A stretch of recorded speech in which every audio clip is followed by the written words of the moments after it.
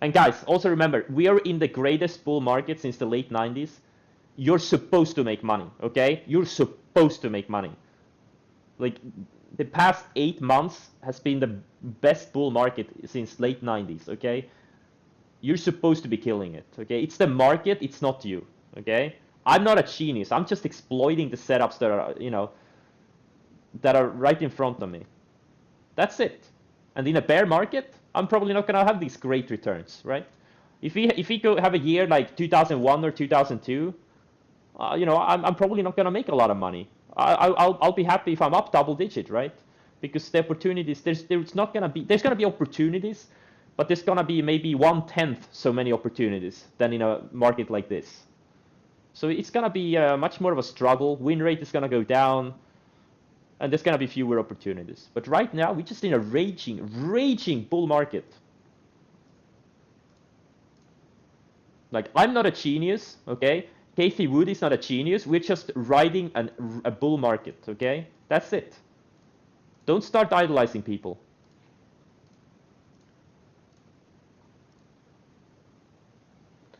That's it.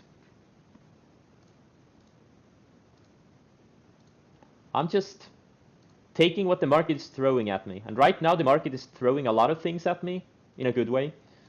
And, you know, that's it. No rocket science involved. Raging bull? Yeah. Yeah. How I do during bear markets? I don't do much during bear markets. I haven't really seen a multi-year bear market. I started trading 2011. Like, I've seen bearish market conditions, like fourth quarter of 2018 when the market, well, let's look at the Nasdaq, where the Nasdaq went down 25% or so in 3-4 months. And then, you know, February, March of last year, the Corona sell-off, the COVID sell-off, Nasdaq went down over 30% in just a month. But, you know, you won't get many setups there. Like, everything is so correlated to the market. In a bull market, you have stocks that go up, you have stocks that go down, you have stocks that go sideways. There's a lot of things you can be long short at the same time. Like right now, I've been short this TTD for a couple of weeks, right? It's been working out well. And I've been long a bunch of other things like Tesla and NIO, and these things have been going up at the same time. But in a bear market, especially when there's fear and panic, pretty much everything is going to go down. And when the market upticks, pretty much everything's going to uptick with it. So it's more about nailing the market action than actually nailing individual stocks. But in a bull market, it's, you know, more of a stock pickers market. You know, bull markets and sideways markets. But down markets, you know, you gotta be careful. Don't do too much. Definitely don't try to buy breakouts. And then obviously, like 2015 was also a very choppy year. It was up, down, up, down, up, down. So, you know, when markets went sideways, this was like a mini bear market. It wasn't really a bear market, but it was kind of a mini bear market. But something like this, what happened from mid 2007 to early 2009, or even from like early 2000 to like late 2002, like a multi-year bear market,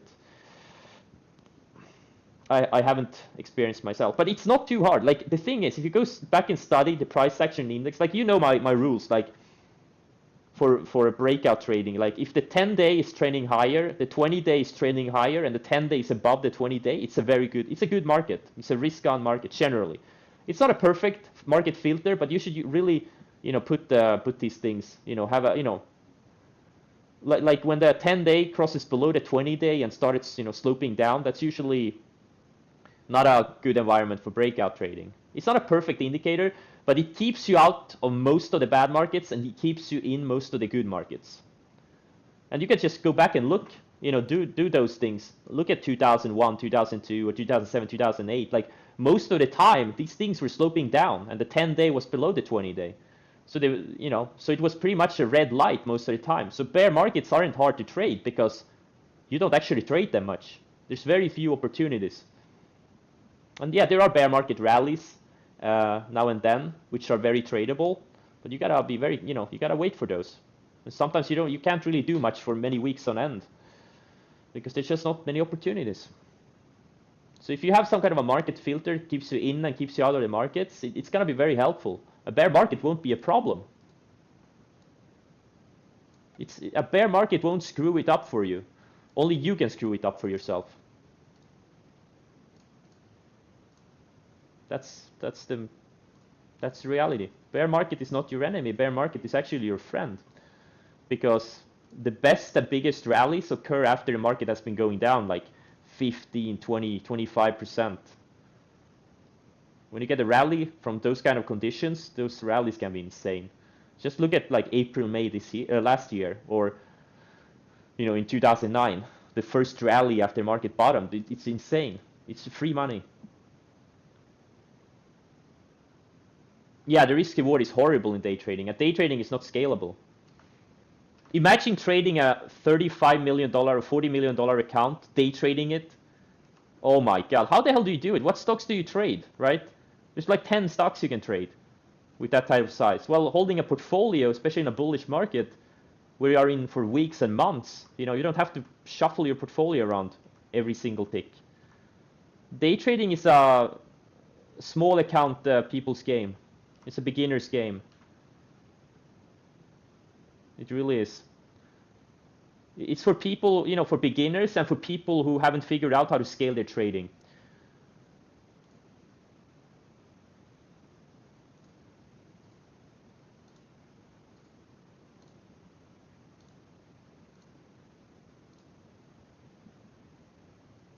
E-Man breakout. It's a very good breakout. I would say this is like a 5-star setup. Well, day trading, yeah, exactly. Almost all marketers are day traders because they're not making any money. Would you agree that day trading is the fastest way to build your account? If you know what you're doing, yeah, day trading, yeah, you can make explosive returns in day trading if you're good. Absolutely. Day trading is less risky? Nah, day trading is more risky because day trading is much harder. Gaps, look. I hear it a lot, like, oh, day trading, you can control your risk better because you don't risk being in overnight gaps. But gaps are not the risk, okay? Gaps are an opportunity. Yes, something a gap gains you, but that's what position sizing is for. That's why you don't go all in one stock, okay? I saw some statistic that like pretty much all the gains after the March close last year were from gap ups.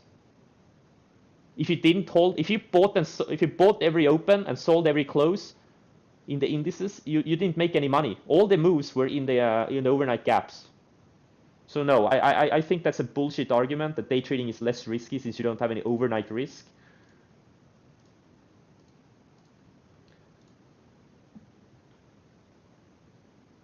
Yeah, day trading is mostly a loser's game. It's a beginner's game. It's a loser's game. There's a lot of marketers. People think day trading is cool. It's really not. It's the hardest thing you will ever do. Day trading is the hardest thing you will ever do, probably.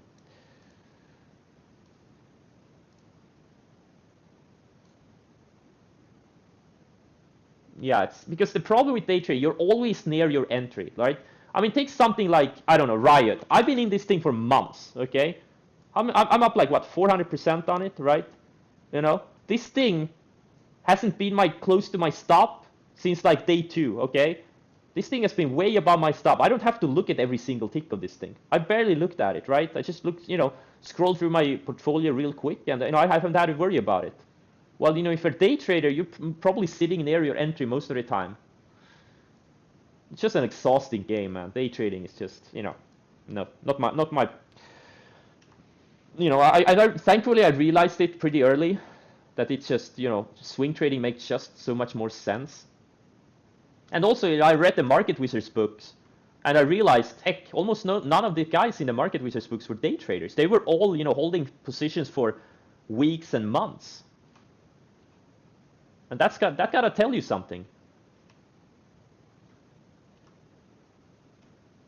So if most of the most successful traders are not day traders, why would I want to be a day trader? Nate, yeah, but Nate is, I think Nate could be trading 10 times the size he does if he, became a swing position trader.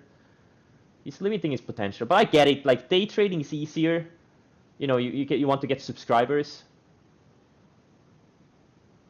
Because most people, they want to be day traders. They don't want to be swing traders. What the fuck is that? That's a boomer thing. Day trading is the cool thing to do. Yeah, he does. But and he's now starting to realize the big money is in swing trading. He actually, like, I subscribe to their I get occasional like emails from Investors Live with the scans and stuff like that. And he talked about it like in one of the latest emails that the big money was in the swings he made. He's starting to realize it.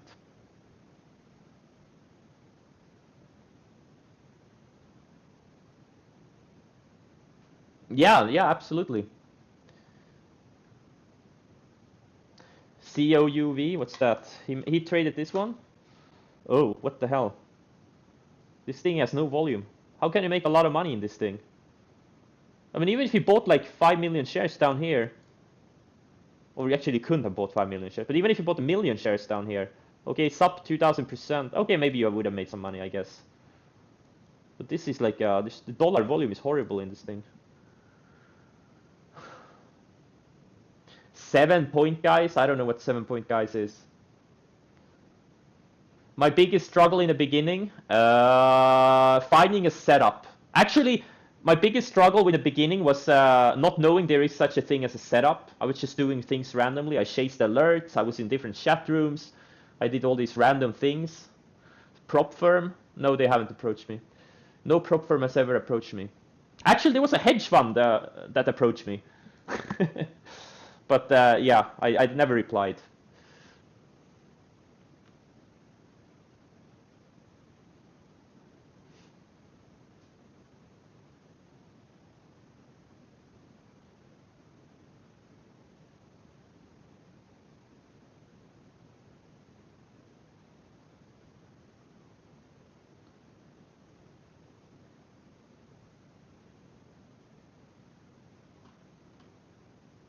May you see my stop on QUS? Yes, you may.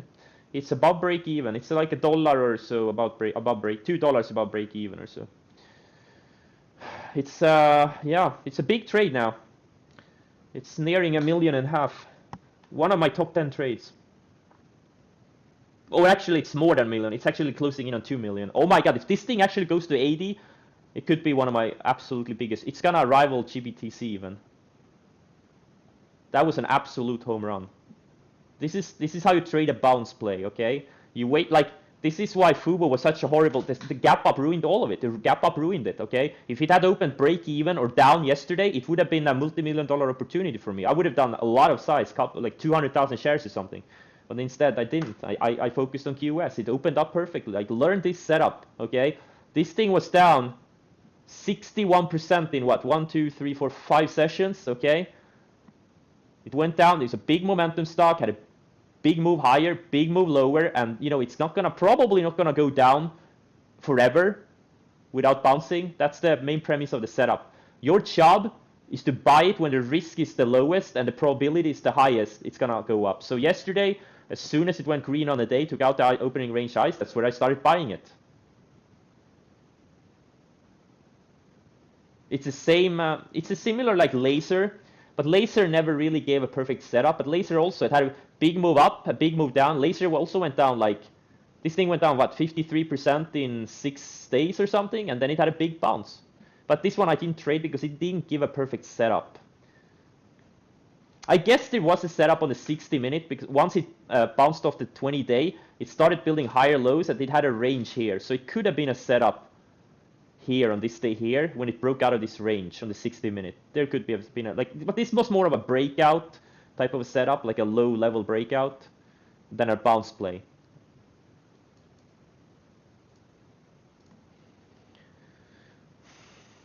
If I had, yeah, in the beginning it was very scary holding stocks overnight because I had been brainwashed by the day trader crowd that you know, stocks are risky. They are risky, but it's all about position sizing.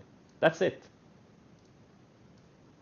Stocks are, as you know, look, the stock market is as risky as you make it. It's all about you, okay? If you go all in on a preclinical biotech stock, you know, you're probably not going to last for long. But if you have, you know, if you, you know, go, you know, if you swing stocks that are not like binary in nature, if you try to avoid those small biotechs, and also, you know, you check that the stock doesn't have earnings in the next few days or next few weeks. If you try to avoid the known catalysts, stocks are not that risky.